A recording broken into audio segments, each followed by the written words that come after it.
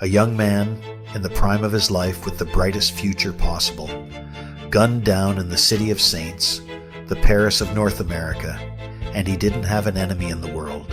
In fact, he had very few friends. What he did have, though, was a large, seemingly happy family. Tolstoy said, "All happy families resemble one another, but each unhappy family is unhappy in its own way." Of course, I heard him say it one night in a bar in Paris, and he had the most atrocious Russian accent. So it might have been something completely different. But my God, that man could drink vodka. I have a feeling there's some wisdom hidden in that, but it might just be another one of your name-dropping drinking stories. And you do have a habit of mixing up your quotes. O ye of little fame. Well, try this one on for size then. Since our guest today has Arabic roots, how about this Middle Eastern proverb? The knife that cuts the deepest is the one handed to you by family. The thing is, kid, we're not family counselors. We're just two old dicks.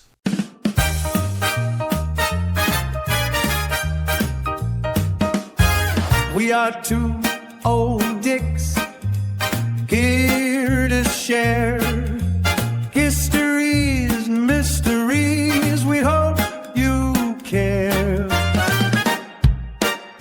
We are two old dicks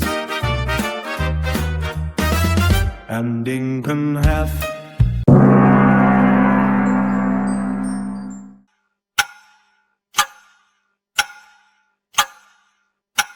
I have a great idea, Lalonde. Something crafty, something a little avant-garde, but exactly what we need to crack this case wide open.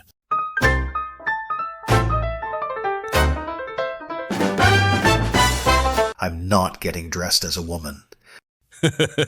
You have a lot of hang-ups, you know. Just because I floated that suggestion in our last case as a legitimate means of infiltration, you've gotten very touchy. I could teach you a lot about secret investigative techniques, you know. That's how I got my start, by working on the quiet. I know, I apologize, and you're right. What's your idea? Here's my thought.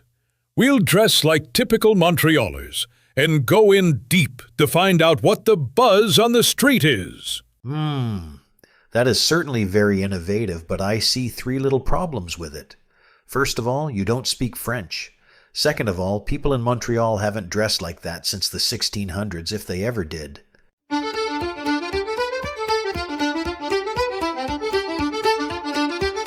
Oh, really? Well, we could mix things up a little bit then. And you speak French, so I could just let you do the talking. Well, those team sweaters would certainly do the trick, but I really don't think you could let me do the talking. No, I really couldn't, could I? And why would I, when I have so much to say? You mentioned a third problem. What is it? Well, in 1922, you're dead, and I'm not alive yet. See my point? Point well taken, sir. That third one would be a little tough to get around. Well, fine then. Tell the folks a bit about who we are while we wait for our guest to arrive. With pleasure. Welcome back to episode 2 of The Mystery of the Felonious Father, folks. I'm Dave Lalonde. I'm a retired police detective and the author of the Inspector Jack Butler mysteries. And I'm John Wilson Murray, better known as the Great Detective. You want to give a quick plug for your books first, Lalonde, you shameless huckster? The entire series is available on Amazon, and I've added a link below. I'll also be coming out with audiobooks shortly on Spotify. These are historic police procedural mysteries set in the 1980s in Ontario, Canada. They're based somewhat on my own experiences, giving the reader a behind-the-scenes view of what a police investigation really looks like. I think people will find the stories gripping and entertaining. Check them out. I've read them, and I love them. And wait a minute, Look who just got here. Detective George Ferrer-Lajoie, the famous Montreal detective and lead investigator on this case. Have a seat, Lajoie. Monsieur Lalonde and Inspector Murray, thank you so much for your hospitality once more. I have just read your first book, Death of a Millionaire, mon cher Lalonde, and it is brilliant. And Inspector Murray, your memoir I had read already. It is displayed in my home, in a place of great reverence. And we are both great admirers of your memoir of this case too, sir. I highly recommend it in either the original French or the translated version, which is widely available on Amazon. Lalonde, pour this man a drink, you cheapskate. You must be making a mint off those books. And give him one of your cigars, so we can relax and hear more about his investigation. I saw a few more in your humidor when I liberated this one. I will have a small glass of cognac, perhaps, Monsieur Lalonde. And as for cigars, well, I prefer to smoke my own Pall Mall cigarettes, as you know. We're thrilled to have you back, sir. As for those Pall Malls, I know you promised us a story about them and told us we'd have to wait patiently, but I must say I am very intrigued. I cannot tell you how impressed I am with your tenacity and investigative techniques on this case. You are too kind, my friend. And very soon you will learn the significance of my Pall Malls. Well, unless you boys want to hug this out for a bit, perhaps you could go over the ground of the case for us again, Lalonde. Sorry about that, Lajoie. He's normally fawning over me, though I must say I can't blame him for that. Take it away, kid!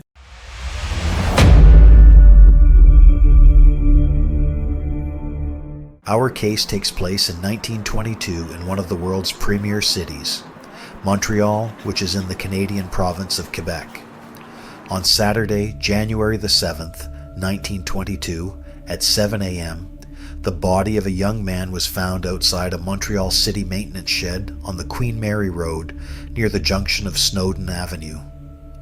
Workers had left the shed the night before at around 6 p.m., so there was an approximately 12-hour window of opportunity for the body to have been there. His hands were tied to his sides with rope, and a cloth was twisted tightly around his neck. There were no marks visible on the body, and no identification was found during their initial search. The body was taken to the morgue on Craig Street by wagon, and a more detailed examination of the body was begun. An envelope was discovered on the person of the deceased with the name Raoul Delorme on it, along with an address. Detectives went to that address to see if the occupants might provide further information on the deceased, and were surprised to find a Roman Catholic priest living there. The priest identified himself as Father Delorme and advised detectives that Raoul was his half-brother. He agreed to accompany them to the morgue, where he identified the deceased as Raoul Delorme, aged 25. He advised them that Raoul had lived with him and 3 of their sisters, but was home on Christmas vacation from the University of Ottawa. The last time he had seen him was during the afternoon of the day before, at home. At 7 p.m., Raoul had called to say he would be going out on the town with friends and would not be home that night. This was considered very unusual behavior for him, as he was a quiet loner with very few friends. Throughout their encounter with him, the detectives found the priest's demeanor strangely remote and unaffected, particularly considering that the deceased was his brother. An autopsy was done on the body of Raoul the next day. The delay was due to the fact that his body had been completely frozen, indicating it had been outside since the early evening of the night before. The neck area of the clothing primarily was soaked with blood. There were no money or valuables found, save for a broken watch chain located in the vest. The cause of death was discovered to have been 8 gunshot wounds to the head. 2 intact bullets were able to be extracted, and they appeared to come from a small caliber pistol. The forensic scientists were confident they could match the bullets to a particular weapon if it was found. An inquest was begun the next morning on Monday, January 9th, 1922. Testimony was heard from the pathologist and Father Delorme, and then the inquest was adjourned to allow the police to gather more information. I turn the floor over to our guest now to have him explain how he became involved. I was a member of the Montreal Police Murder Squad, and I began working with the initial lead investigators immediately after the morning of the inquest's opening on January 9th. Detective Captain Joseph Desgrosseilliers and Detective Sergeant Théodule Tom Pigeon were my colleagues. We retraced the steps of the investigation to ensure that I was familiar with all the particulars. My colleagues and I then returned to interview Father Delorme again, at his residence at 190 Rue Saint-Hubert. He advised us that they were a wealthy family, having inherited money and property from their late father.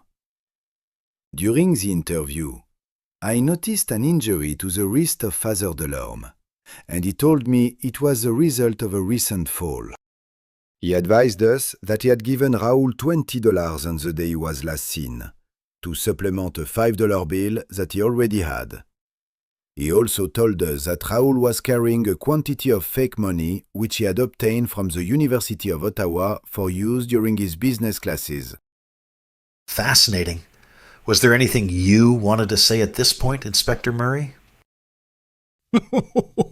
Well, since you ask my permission, old boy, I'm going to ask you to hold on a bit. I happen to know you have some real fans out there that would like to express their gratitude but don't know how. Perhaps a like and subscribe might do it. And you call me a shameless huckster? It's different when I do it. Okay, La Joie, the floor's yours again. Thus ended the story, and he offered us more cigars. As I am very fond of Pall Malls, I thanked him and lit one of my own cigarettes. I am a cigar man myself, and I know you are too, Lalonde. But I confess, I do like the little details you're providing about yourself, La Joie. Helps me to understand you a little better. Prior to our departure, I asked if we could see Raoul's room, so that we might better understand him.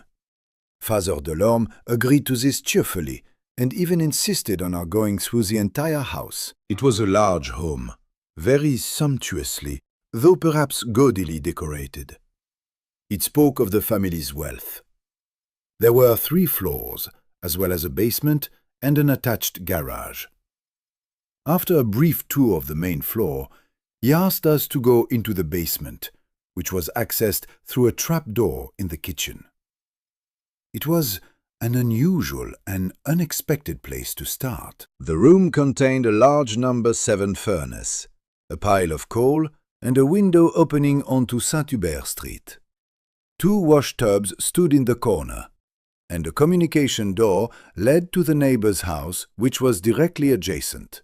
He pointed out to us, mysteriously, that the neighbors would have noticed any unusual happening at this spot. Nothing like answering a question that may not have been asked before it's asked.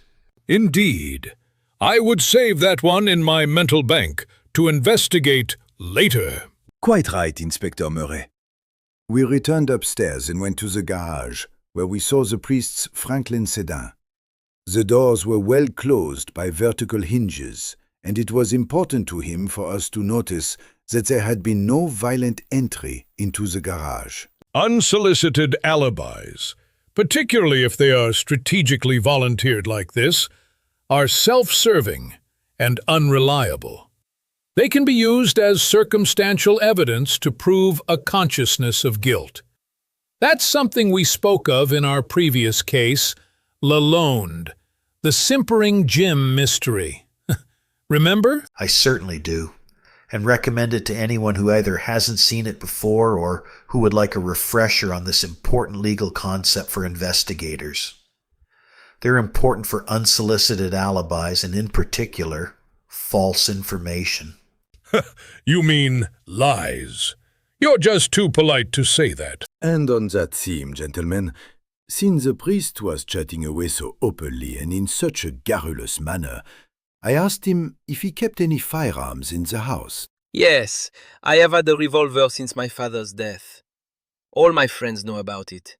I keep it in the car for I think it to be a wise measure of self-protection when I travel or when I call on the sick during the night. He did not offer to show us the gun, so I asked to see it. He opened the left-hand door of the car and pointed to it, in a pocket inside the body. I saw that it was a Bayard 25 caliber pistol, as well as a box filled with cartridges. I slipped the lot into my pocket in full view of the priest and my colleagues.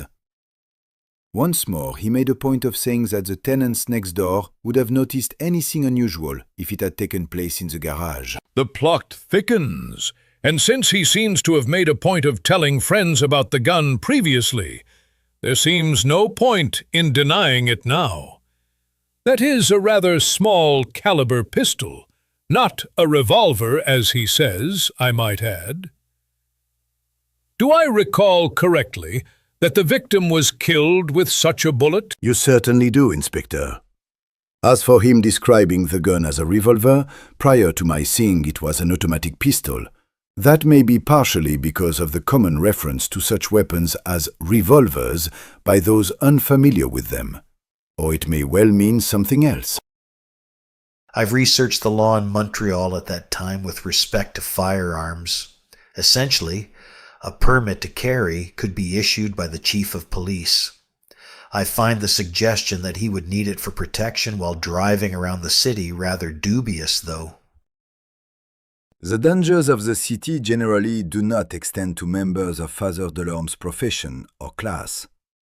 He did have a valid permit for the pistol, issued by the chief, though. The priest then continued his tour of the house with the second floor, which appeared to be primarily for Raoul's use. The floor had a large double parlor, furnished with a sofa, piano, and a cabinet gramophone, which Raoul liked in particular to play. The bedroom contained the usual articles of furniture, but for some reason, the middle drawer of the bureau was missing. It also contained an open valise packed with several items. The remainder of the household resided on the fourth floor, which also included a bathroom. I was surprised to see that there were 2 cans of ether in the storage closet, along with several cassocks, and Father Delorme advised that these all belonged to him. Finally, I asked about Raoul's shoe rubbers. I was curious, since the body was found without them. The priest told us that they were downstairs, in a box under the clothes rack. Before we move on too quickly, I'd like to address the ether.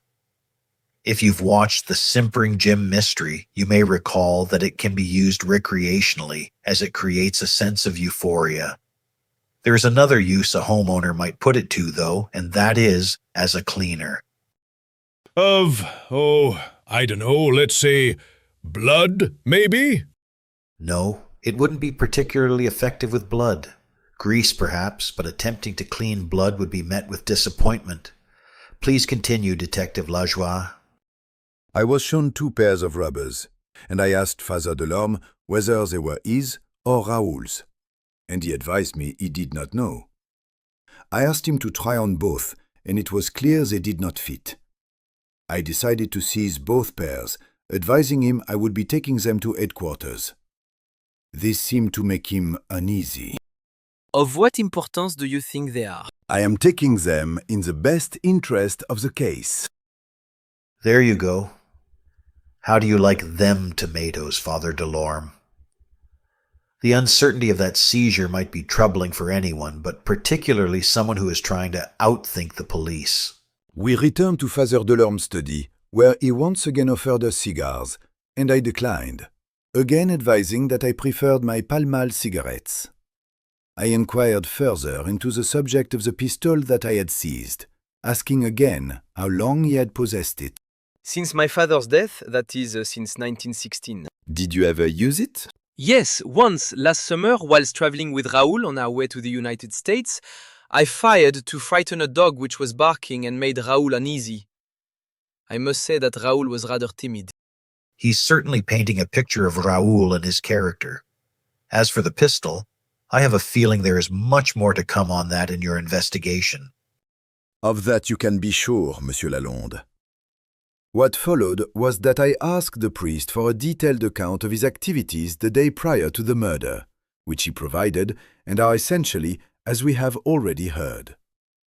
The majority of Father Delorme's day was spent outside the home, according to him, attending to various errands relating to other properties they owned.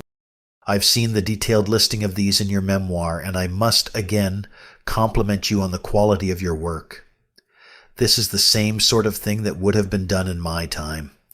We would have called it a time flow chart and sought corroboration for every aspect of it later. Precisely. One particular item he emphasized was that he had taken the streetcar for his evening visits, and on the way home, at precisely 8:45 p.m., he stopped to talk with a policeman at the corner of Sainte Catherine and Saint-Denis streets. I have a feeling that officer is going to have a very clear memory of that encounter. Yes, and intentionally, I am sure. Father Delorme arrived back at his home at 9 p.m. Two of his sisters had already departed with their men friends, leaving Florence and her companion. They left the house shortly after, leaving the priest alone to spend his time tinkering with his car in the garage. He claimed his chauffeur was with him. At 10 p.m., Father Delorme claimed that he went to his study and found that the house was very chilly and the radiators seemed to be cold. He had indicated in this statement to me that his furnace man had checked the furnace earlier that day at 4:45 p.m. and it had been functioning correctly. The priest claimed to have found that the furnace had gone out, so he emptied it and started it again. This took him almost 3 hours. So he is saying that he spent 3 hours in the cellar, working on, or perhaps one might surmise, with the coal furnace? That is what he claimed. At 1 a.m., his sister Lily came to the cellar and told him what time it was, and he should come to bed. He did as she said, and, beginning at 2 a.m., the remainder of the night was interrupted by 3 mysterious phone calls, which was in his office. Was that the only phone in the home? It was. When he answered the first call, at 2 a.m., all he heard on the other end was a person moaning. The phone rang again at 3 a.m., and he went again to the phone, with the same result. At 4 a.m., the phone rang once more, and he was tempted to ignore it. But one of his sisters said it might be Raoul, so he answered it again, and there was no one on the line. Father Delorme advised that he call the operator and insisted that she not allow any further calls to come through. The next morning he attended to errands, including obtaining chains for his car tires, and then returned home. He began to worry about Raoul's absence until 11 a.m., when detectives Pigeon and Desgrosseilles came to tell him of Raoul's death. Lots to investigate in that statement. Indeed, we were there for 2 hours. Before leaving, my comrades and I urged Father Delorme against any declarations, statements, and interviews with the journalists concerning the investigation. And he promised us he would. Should it be necessary, I shall promise, through the press, a reward of $10, $15, or even $25,000 to those who will bring into the hands of justice the murderers of my brother. My friends have advised me to do so. Helpful guy. Perhaps a little too helpful at this point. I asked him not to offer a reward, as I felt it would be premature at this time, and could cause others to interfere with our investigation in the hopes of claiming the reward. As I began to leave, I noticed that he kept staring at me and that his eyes never left mine. He senses you are on to him. He knows you are his adversary. Just as we left the home, he called to my 2 colleagues to return.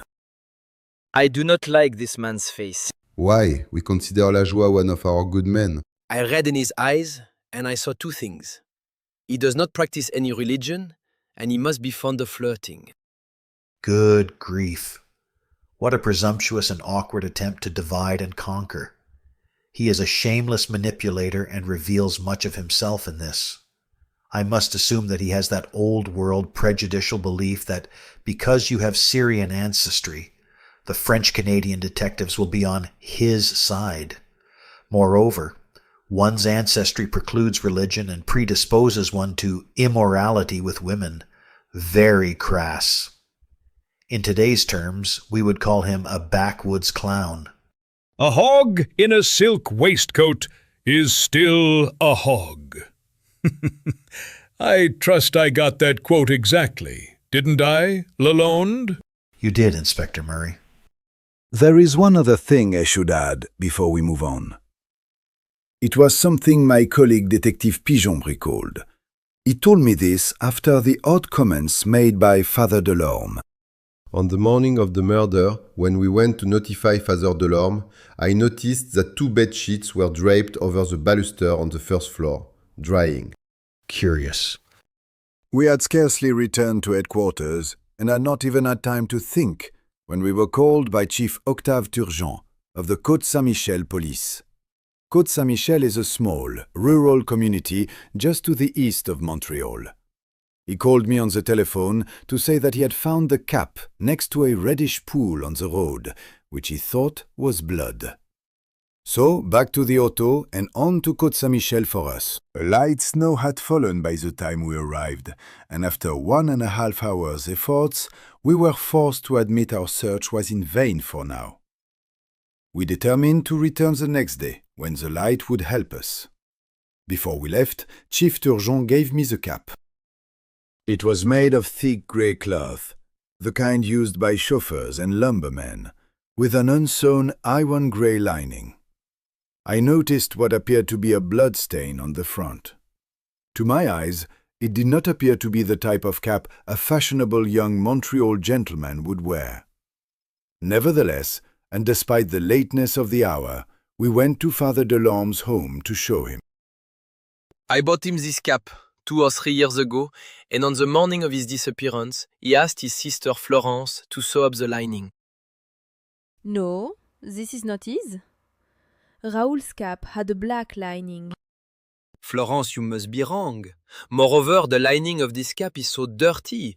It is easy for you to mistake that it is not black. Didn't you say the lining of this cap was iron gray? I did. I don't see dirt making that color lighter, changing it from black. No, nor do I. I ain't no scientist, but me either.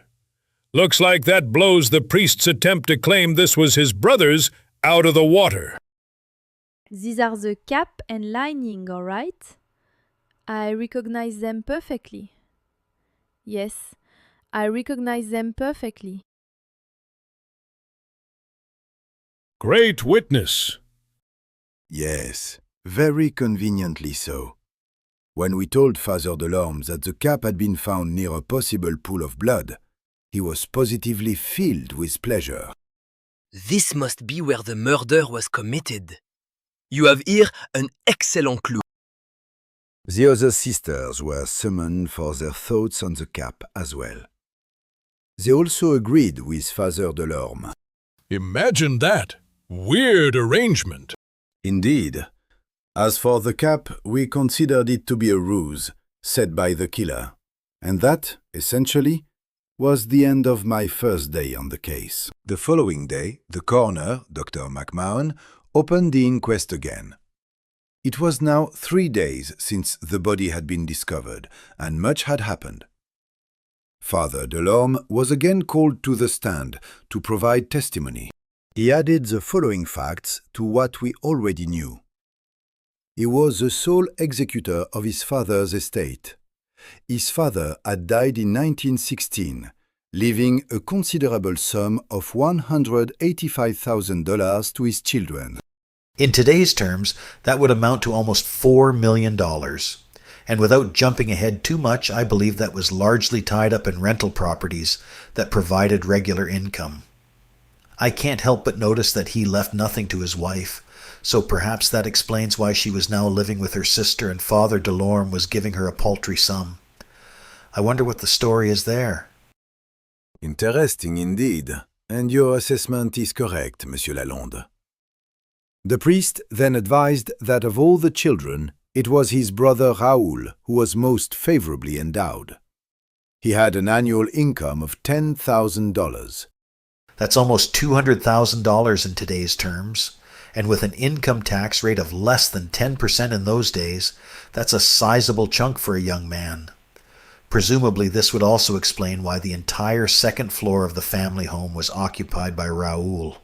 I'm thinking there was the potential for some sibling rivalry here. No doubt. Remind you of these guys, perhaps? The priest's personal fortune, while less than his brother's, was substantial nonetheless. He had an annual income of $7,000, and he owned 21 apartments on the Ruelle Delorme. And here it is, Delorme Avenue, though it's long gone now.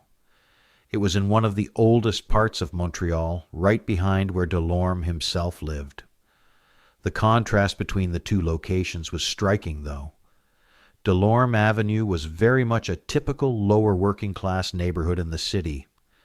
We have a tendency to look back at these quaint avenues and apartments with a sense of nostalgia, but let's call them what they really are. They're slums, and Father Delorme was a slum lord. This answers some questions on how his father amassed the fortune he left his unusual family.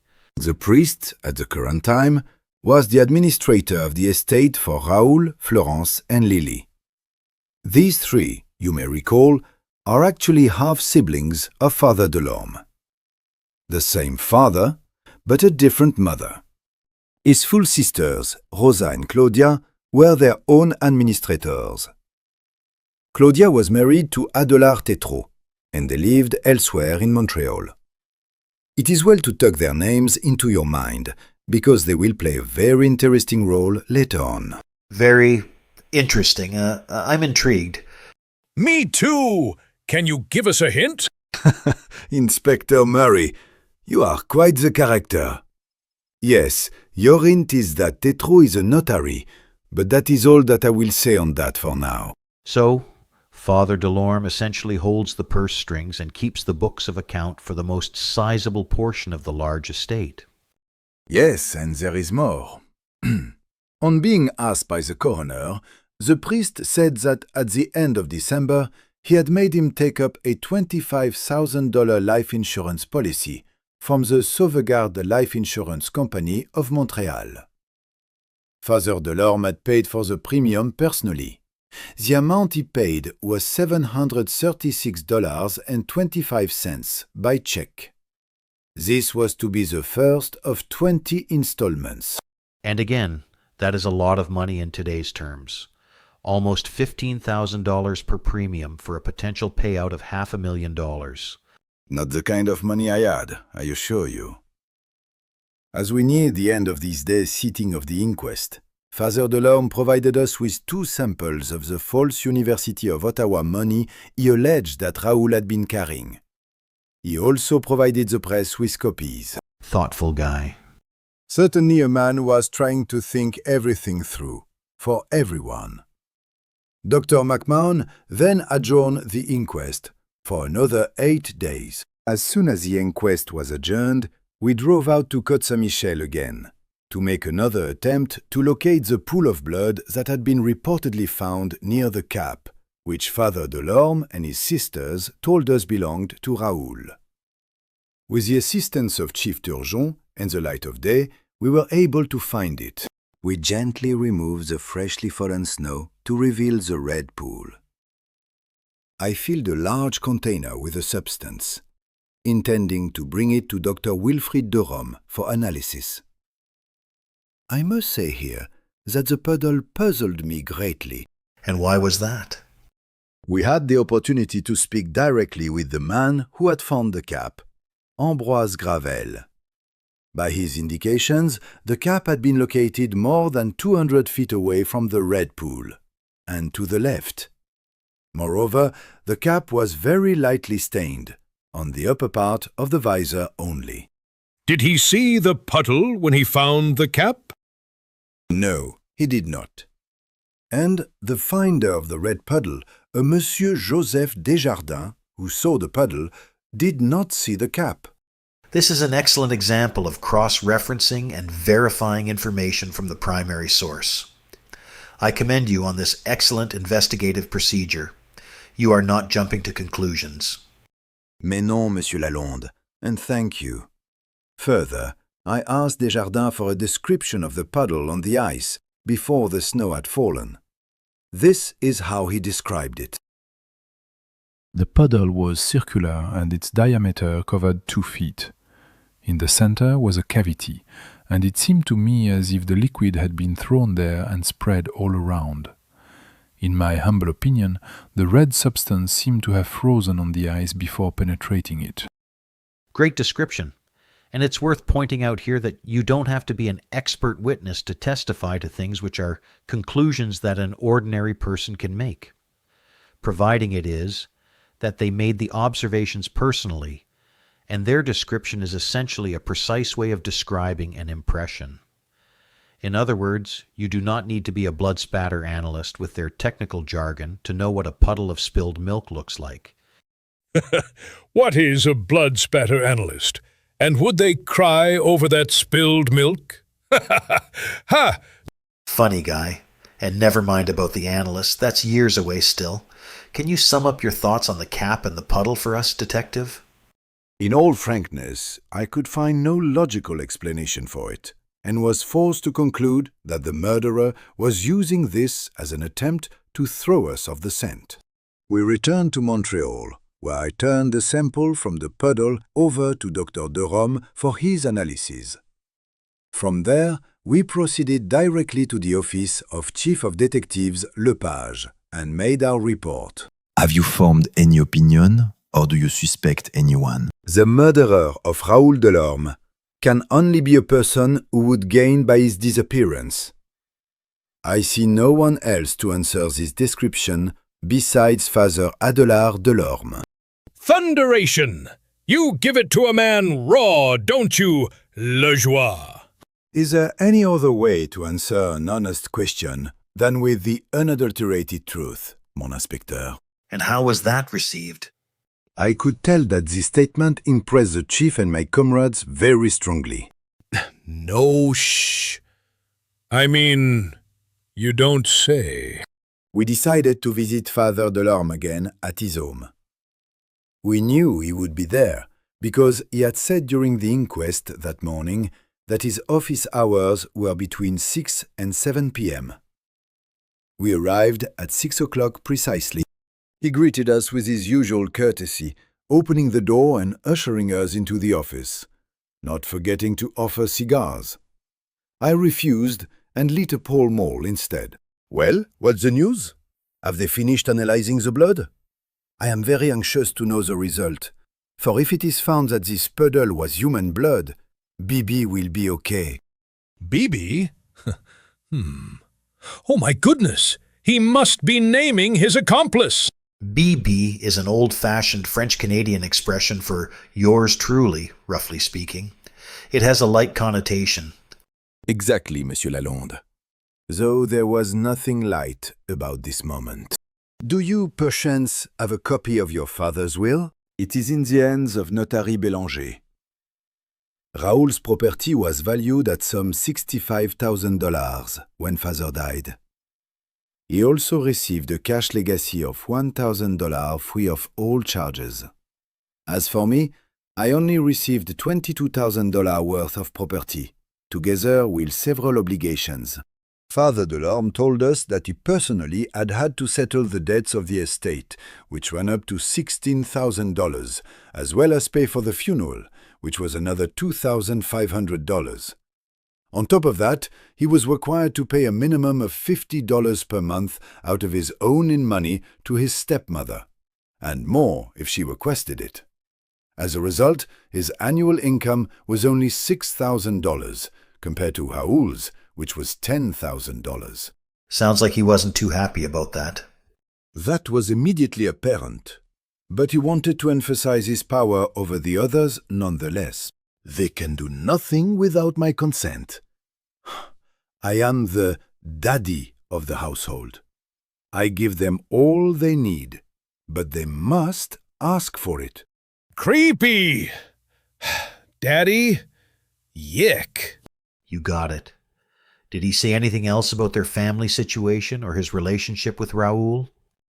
Yes, he went to great lengths to assure us that he took great care of his brother and took him on holidays through the United States. He claimed to never refuse the boy anything.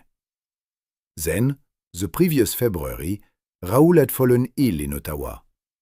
Father Delorme went to see him and stayed with him right up to the minutes before his operation. I asked if Raoul had ever made a will. I was told that he wrote one with his own hand a few days before his operation in Ottawa. I do not hold the will and know nothing of its contents. I can say that it is not with our notary, Monsieur Bélanger, here in Montréal.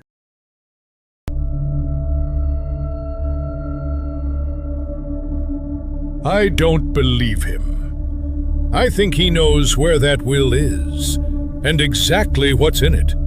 How about you, Lalonde? I think so too. Yes. Well, the day had been a tiring and exciting one. So after we departed, I left my comrades to go to my home for a few hours. Only there could I study the case, in peace and solitude, weigh my discoveries and classify the work which I had accomplished towards a definite knowledge of the crime and the motive. Well, gentlemen, I think this would be a good time to take a break. For Inspector Murray and I, that is. Sounds like you have some work ahead of you, Detective. Indeed I do. Any objections to Lalonde and I slipping over to Joe Beef's for a nightcap then, old boy? Enjoy, gentlemen. I finish my drink now and leave you. It has been a pleasure. Good night, La Joie. Wish he could have joined us. I like that guy. Well, Lalonde, let's wrap it up, shall we? BB needs a drink. So be it. Until we meet again, I'm Dave Lalonde. And I'm John Wilson Murray. And we are...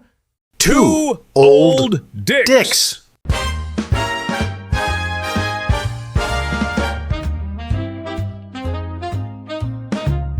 We are two old dicks and we say